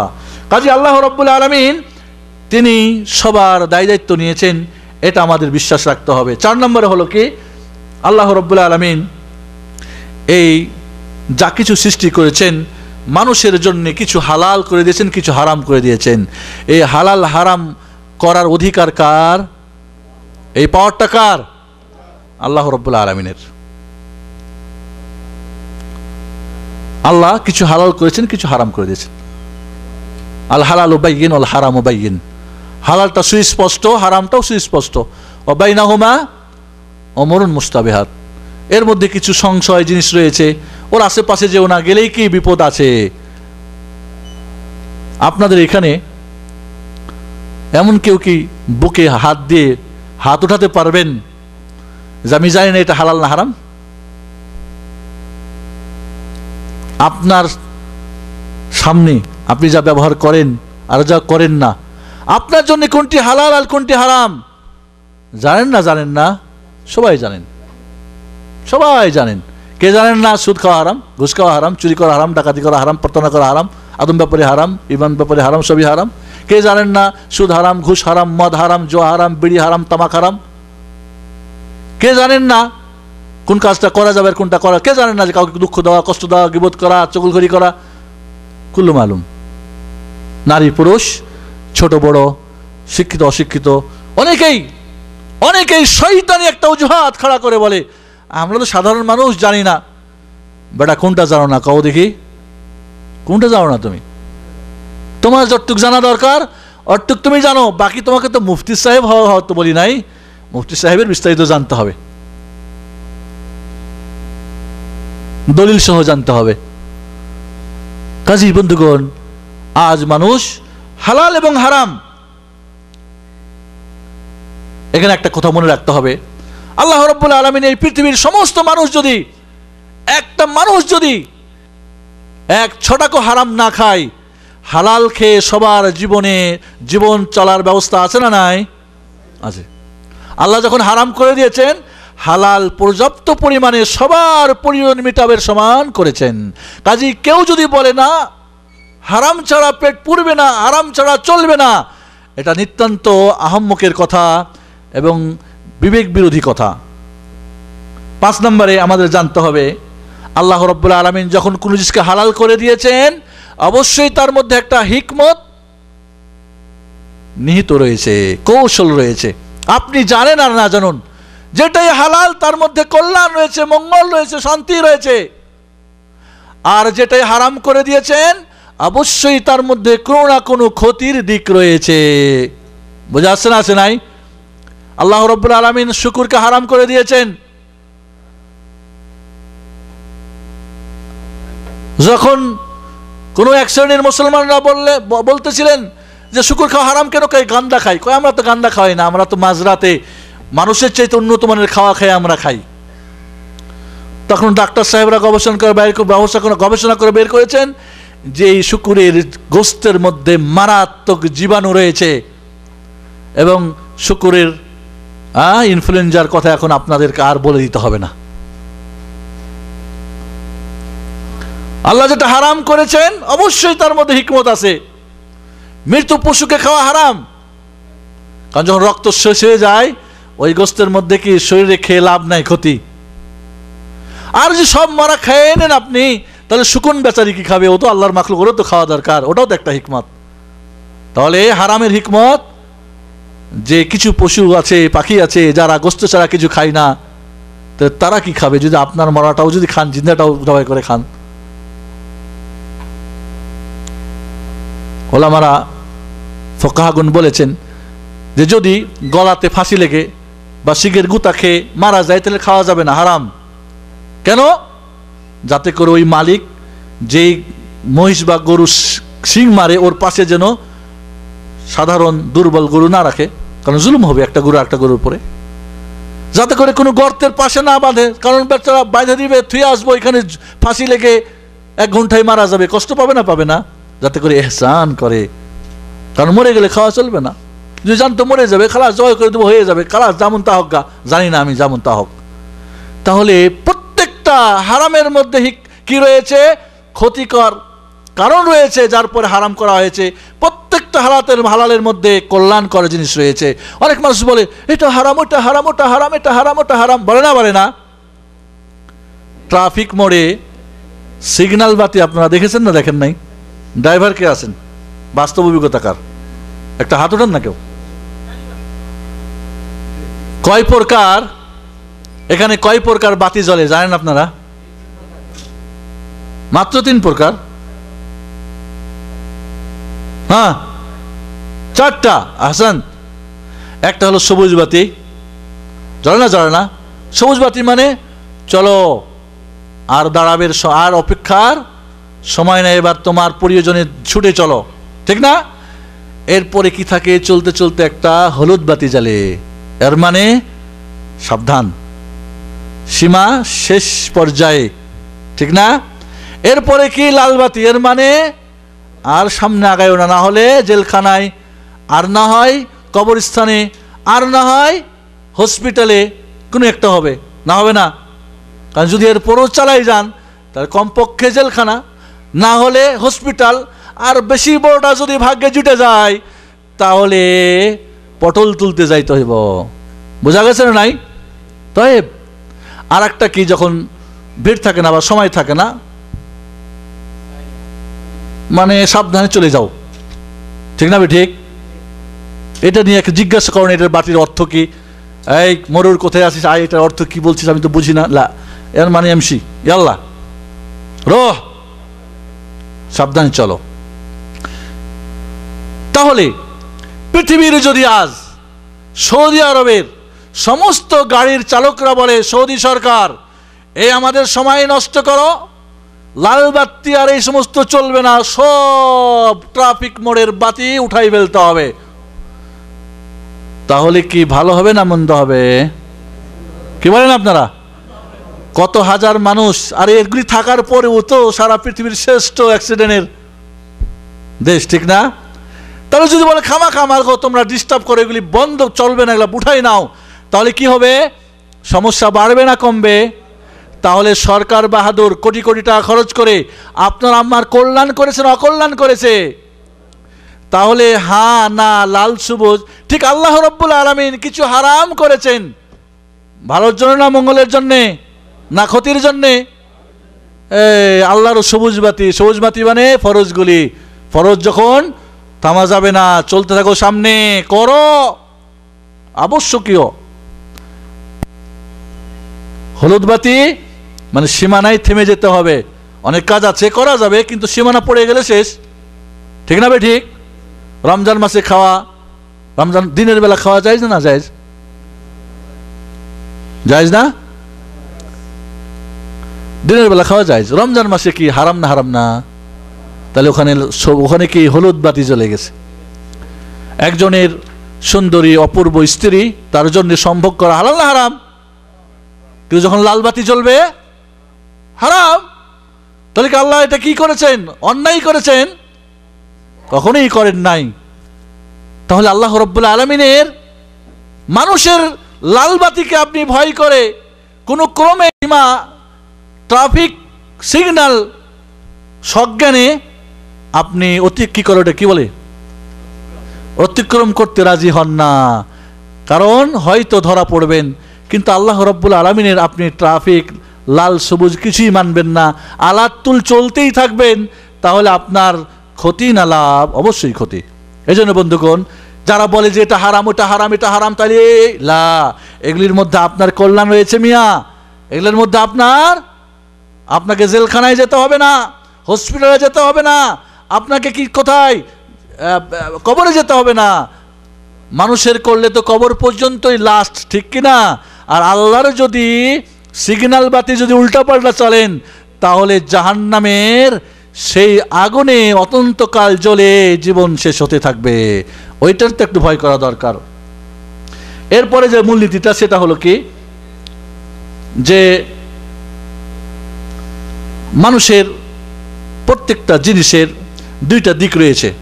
একটা অর্থনৈতিক দিক মূল্য, আর একটা হলো কি ব্যবহারিক মূল্য। অর্থনৈতিক মূল্য, একটা হলো কি ব্যবহারিক মূল্য। খেয়াল করেন আমার সঙ্গে, যেটা অর্থনৈতিক মূল্য বেশি, মানুষের যেটা প্রয়োজন বা ব্যবহার নীতি, ব্যবহারের দিক থেকে প্রয়োজন কম, তার ক্রয় মূল্য বেশি। খেয়াল করেন, যেটা মানুষের প্রয়োজন বেশি না, নিত্য প্রয়োজন না, অতীব প্রয়োজন না, জরুরি না, জিন্দিগিতে না দেখলেন, না ছুঁইলেন, না কিছু করলে কিচ্ছুই নেই, মানে মানুষের জীবনে যার প্রয়োজন কম, এর দাম বেশি, এর অপ্রতুল্যতা মানে এর অ্যাভেলেবেল না। আর যেটাই মানুষের বেশি প্রয়োজন, খেয়াল করেন আমার সঙ্গে, যেটা বেশি প্রয়োজন, এটার আবার মূল্য, ক্রয় মূল্য কম, কিন্তু এটা পর্যাপ্ত পরিমাণ সর্বত্র। খেয়াল করেন, স্বর্ণ, পৃথিবীর কোনো মহিলা নারী যদি স্বর্ণ অলংকার না পরে, তাহলে কোনো ক্ষতি আছে? কি বলেন আপনারা? আমি জিন্দিগিতে স্বর্ণ দেখলাম না, কোনো সমস্যা আছে? হীরক দেখলাম না, সমস্যা আছে? লাল দেখলাম না, জহরা মতি মুক্তা দেখলাম না, পড়লাম না, কোনো সমস্যা আছে? এগুলির দাম বেশি না কম? বেশি। বুঝা গেছে? তাহলে আল্লাহ রাব্বুল আলামিনের নীতিমালা অর্থনীতির ব্যাপারে, যার প্রয়োজন বেশি তার মূল্য কম, অ্যাভেলেবেল। পানি সব জায়গায় আছে না নাই? পানির অপর নাম জীবন। লবণ সব জায়গায় আছে না নাই? তাহলে মানুষের নিত্য প্রয়োজন অ্যাভেলেবেল, দাম কম, কারণ সবার প্রয়োজন খেতে হবে, বেশি বেশি লাগবে। যেটার প্রয়োজন কম, এটার আবার কি অর্থনৈতিক মূল্য বেশি। যার ব্যবহারিক মূল্য বেশি তার অ্যাভেলেবেল, যার অর্থনৈতিক মূল্য বেশি সেটা কি খুবই কম। তাহলে আল্লাহ রাব্বুল আলামিন এই নীতির ভিত্তিতে সারা পৃথিবীতে আপনি যেখানেই ঘুরবেন সেখানেই পানি পাবেন, যেখানেই ঘুরবেন সেখানে কি পেট্রোল পাবেন নাকি? পাবেন। তাহলে তার কেউ গরিব থাকতো না। হ্যাঁ, যেখানেই ঘুরবেন সেখানেই স্বর্ণ পাবেন, তাহলে তার কেউ গরিব থাকবে না। লা। এরপরে যেটা মূলনীতি হলো, এই দুনিয়াতে মানুষ তিন প্রকার। কয় প্রকার? তিন প্রকার। এক প্রকার মানুষ যারা দুনিয়া নিয়ে ব্যস্ত, এই দুনিয়ার বৈশ্বিক জিনিস নিয়ে ব্যস্ত, কেমনে উন্নত ঘর হবে, বাড়ি হবে, বউ হবে, বা হবে, এটা ওটা, দুনিয়ার সব কিছু নিয়ে ব্যস্ত। আর শ্রেণীর মানুষ যারা আখেরাত নিয়ে ব্যস্ত, আখেরাতের কিভাবে জান্নাত পাবে, হুর পাবে, গেলেমান পাবে, আল্লাহর সে আখেরাতের সুখ শান্তি পাবে, এই জন্যে দুনিয়া গেলে যাক, আখেরাত নিয়ে ব্যস্ত। আর এক শ্রেণীর মানুষ যারা কি করে না, দুনিয়ারও কল্যাণ চায়, আখেরাতের কল্যাণ চায়। রব্বানা আতিনা ফিদ দুনিয়া হাসানা ও ফিল আখিরাতি হাসানা ওয়া কিনা আযাবান নার। এবং ইসলামী অর্থনীতির এটাই মূল জিনিস, যে দুনিয়াও শান্তি, আখিরাতেও শান্তি, দুনিয়াও কল্যাণ, আখিরাতেও কল্যাণ। এই জন্য বন্ধুগণ, এই নীতিমালাটা মনে রাখতে হবে যে মানুষ কেউ দুনিয়া নিয়ে, কেউ আখিরাত নিয়ে, এটা ইসলাম চাই না, বৈরাগ্যবাদও চাই না, আর দুনিয়াদারিকেও চাই না, চাই দুইটা জামুল হাসানাতে জামু বাইনুল হাসানাতাইন, দুনিয়া ওয়াল আখিরা, দুনিয়া আখিরাতের সব কল্যাণ কি দুইটাকেই নেওয়ার চেষ্টা করা। বাকি এখানে মনে রাখতে হবে মুমিন দিন ঠিক রেখে আখিরাত ঠিক রেখে দুনিয়ার পিছনে যতটুক সম্ভব অতটুক সময় দেয়, অতটুকু উপার্জন করে। খেয়াল করেন, মুমিন আখিরাতের ব্যাংক ব্যালেন্স ঠিক রেখে দুনিয়ার ব্যালেন্স যতটুক করা যায়। মুনাফিক দুনিয়া ঠিক রেখে আখিরাত যতটুক করা যায়, উল্টাটা। খেয়াল করছেন, মুনাফিক দুনিয়া ঠিক রেখে আখিরাত যতটুক করা যায়, আর কাফের আখিরাত নষ্ট করে দুনিয়া যত করা যায় কেউ পায় আর কেউ পায় না। কুল ইন্নাল খাসিরিন আল্লাযিনা খাসিরু আনফুসাহুম ওয়া আহলিহিম ইয়াওমাল কিয়ামা আলা যালিকা হুয়াল খুসরানুল মুবিন। কিয়ামতের দিন যে খাসির হবে, ক্ষতিগ্রস্ত হবে, যার ব্যবসায় অ্যাকাউন্টে কিছু থাকবে না, প্রকৃত ক্ষতিগ্রস্ত সেই। এই জন্যে আমাদের এখানে বুঝতে হবে। লাস্ট আমার কাছে বারবার চলে আসছে, শেখ ওমর আমাকে দিয়ে দিয়েছেন। লাস্ট কথাটা শুধু বলবো আপনাদের, সেটা হলো যে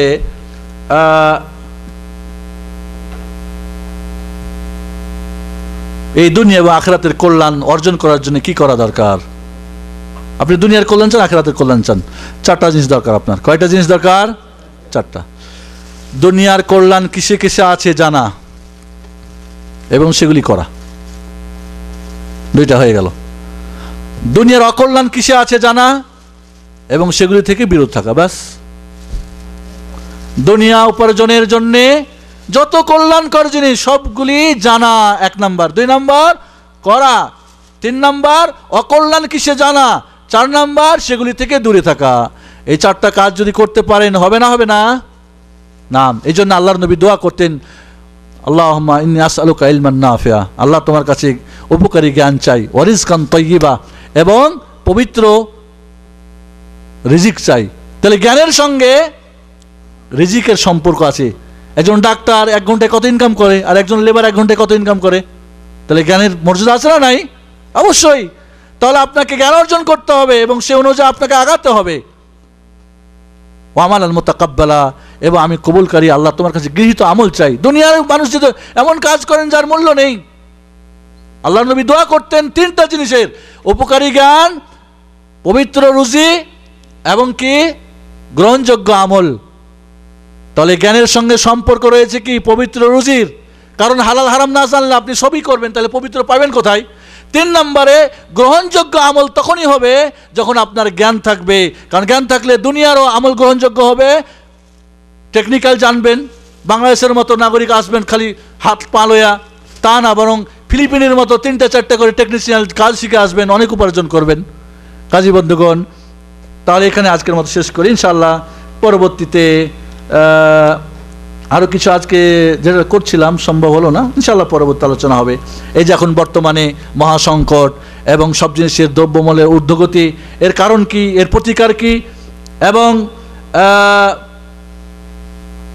মানুষের মধ্যে যে অর্থনৈতিক অসাম্য যে রয়েছে, কেউ বড় কেউ ছোট কেউ গরিব, এটা কি সত্যিই? কারণ অনেকে বলে কিসের ও বড় লোক হবে, আমি গরিব থাকবো কেন? মানি না আমি। বাস্তবিক কি তাই?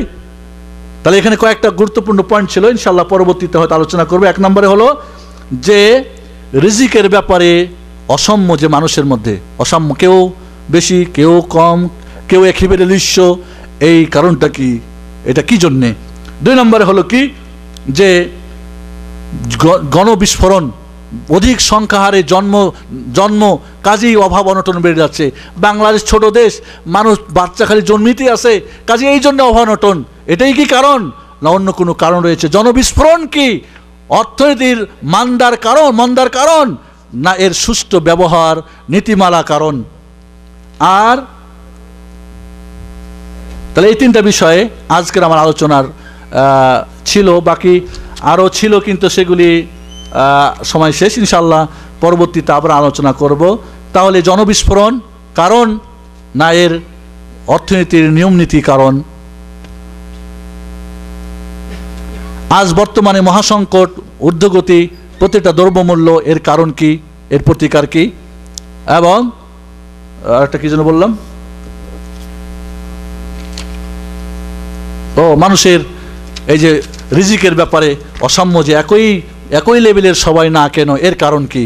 এই তিনটা গুরুত্বপূর্ণ বিষয় ছিল অর্থনীতির ব্যাপারে, এবং বিস্তারিত আলোচনা পরবর্তীতে ইনশাআল্লাহ আল্লাহ তৌফিক দিলে করবো। আসসালামু আলাইকুম ওয়া রাহমাতুল্লাহি ওয়া বারাকাতুহু। বেশি মনে রাখতে পারছে তার জন্য